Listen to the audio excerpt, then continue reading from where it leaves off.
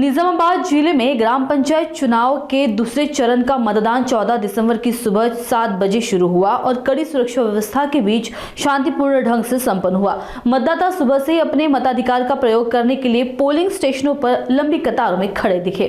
जिला चुनाव अधिकारी और कलेक्टर टी विनय कृष्ण रेड्डी ने मोपाल, मुलांगी और धर्माराम पोलिंग स्टेशनों का दौरा कर मतदान प्रक्रिया, सुरक्षा और व्यवस्थाओं का निरीक्षण किया। वहीं चुनाव पर्यवेक्षक श्याम प्रसाद लाल ने मोपाल, मकलूर, गुंडाराम सहित अन्य पोलिंग स्टेशनों का निरीक्षण कर सुनिश्चित किया कि मतदान प्रक्रिया सुचारू और निष्पक्ष ढंग से पूरी हो रही है। सुरक्षा जवानों और चुनाव कर्मचारियों ने मतदान केंद्र पर तैनाती देकर व्यवस्था को बनाए रखा।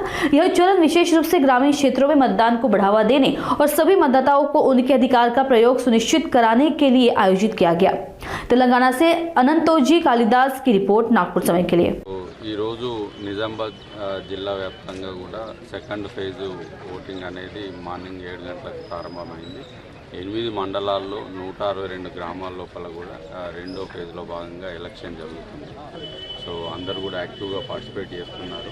లాస్ట్ టైం ఫస్ట్ ఫేజ్ లోపల ప్రీవియస్ ఎలక్షన్ కంటే కొంత 2-3% ఇంప్రూవ్ అయింది।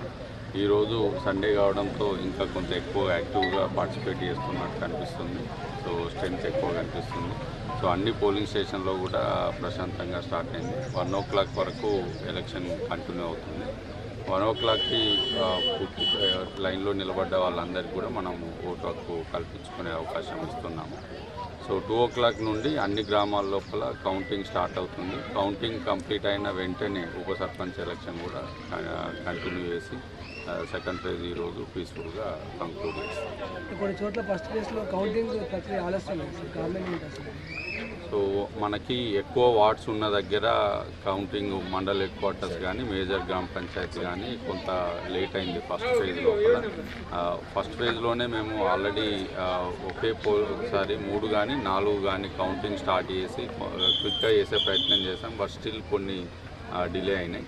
ఈసారి కూడా ఉన్న ప్రెమిసెస్ లోపల అతిపెద్ద హాల్ని కౌంటింగ్ హాల్గా చూజ్ చేసుకొని ఎక్కువ వార్డ్స్ ఒకేసారి కౌంటింగ్ చేసే ప్రయత్నం చేస్తున్నాము।